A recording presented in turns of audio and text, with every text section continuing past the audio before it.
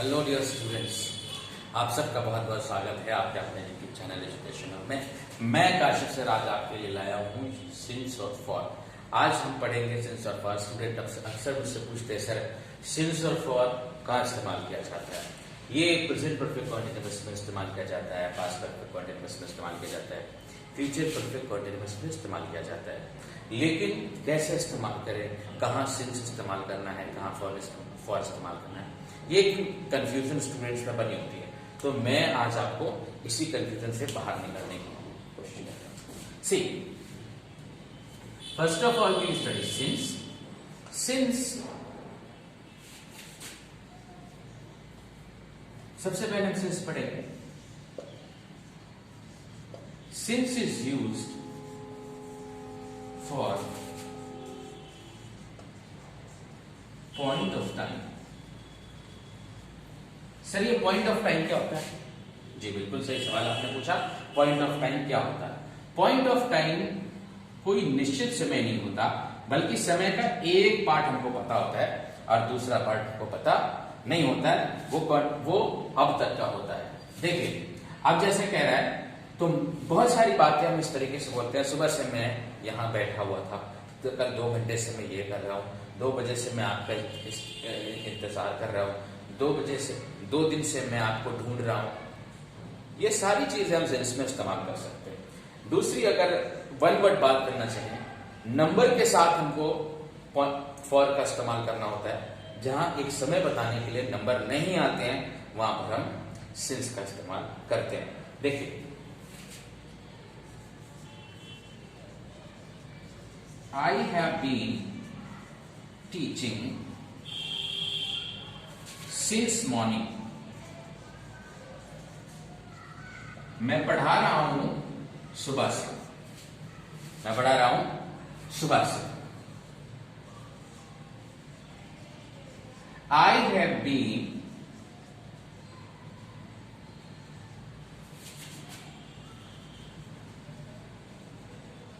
Searching you since Monday. मैं आपको ढूंढ रहा हूं मंडे से, third day.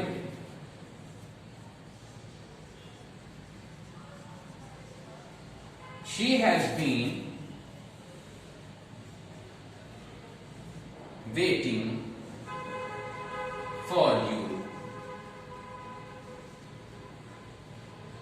since 2 o'clock.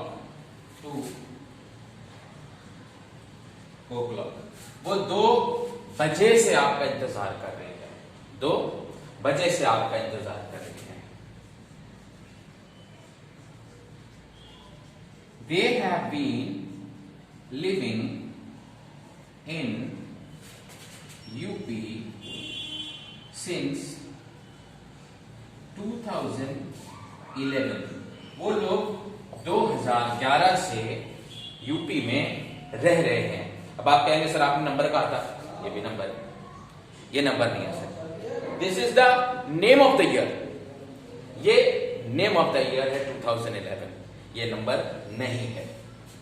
Next आप देखें, number 2, number 3, number 4। Next example number 5।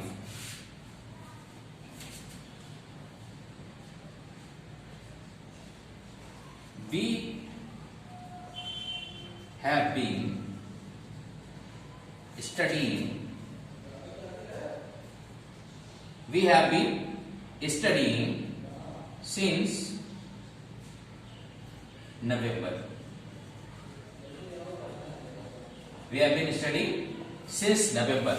हम लोग नवंबर से पढ़ रहे हैं। तो आप मॉर्निंग के साथ लगाए, डे के नेम के साथ लगाए, टाइम बजे के साथ लगाए, ईयर के नेम के साथ लगाए, मंथ के नेम के साथ लगाए। ये सारी जगह आपको क्लॉक और कैलेंडर में जितने टाइम है उन सब के साथ आपको लगाना है सिंस।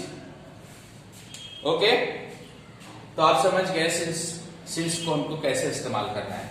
इसके बाद हम स्टडी करेंगे फॉर।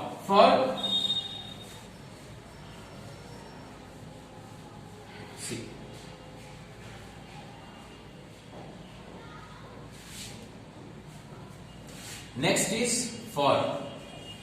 सर फॉर कहां इस्तेमाल करते हैं? For is used for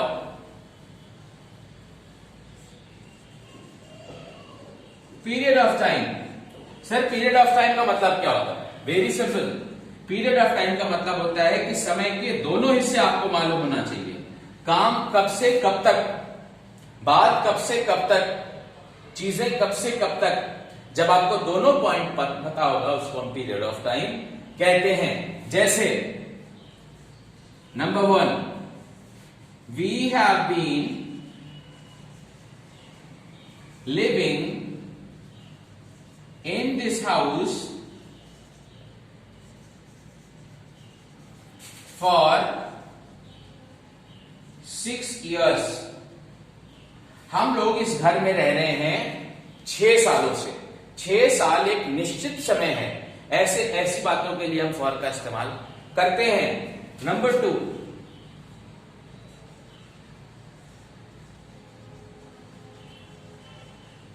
they have been waiting for you, they have been waiting for you for 2 hours। वो लोग आपका इस्तेमाल कर रहे हैं, आपका इंतजार कर रहे हैं 2 घंटे से। for 2 hours एक निश्चित समय है। Number 3, I have been teaching English for 15 years। मैं 15 सालों से इंग्लिश पढ़ा रहा हूं। देखिए ये एक निश्चित समय है। 15 साल एक निश्चित समय बता रहा हूं, 2 घंटा एक निश्चित समय बता रहा हूं, 6 साल एक निश्चित समय बता रहा हूं। ओके, ऐसी जगह हमको फॉर का इस्तेमाल करना पड़ता है। तो आप सबको समझ में आ गया फॉर का इस्तेमाल हम कहां करते हैं? एक निश्चित समय। कभी कभी कुछ निश्चित समय ऐसे होते हैं जो उसमें कोई टाइम ड्यूरेशन नहीं होती, लेकिन वो होते निश्चित हैं। जैसे I have been loving my country for always. मैं अपने देश को प्रेम कर रहा हूं हमेशा से। तो यहां पर फॉर का इस्तेमाल हम करेंगे, एक्सेप्शनल है। I have been teaching English for 15 years। They have been waiting for you for 2 hours। We have been living in this house for 6 years। साल एक निश्चित समय हमने बताने के लिए, निश्चित साल हो, निश्चित घंटा हो, निश्चित ईयर्स हो या निश्चित दिन हो।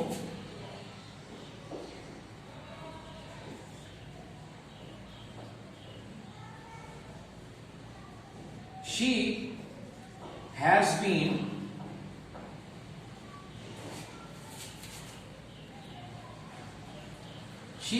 been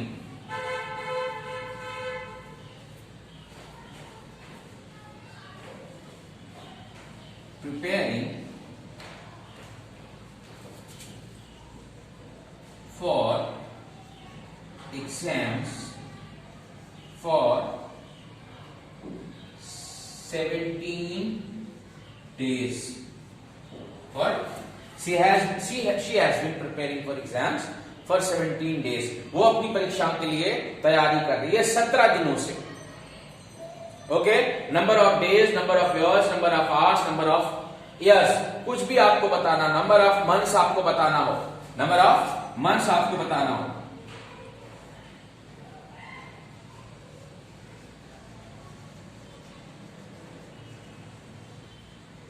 You have been learning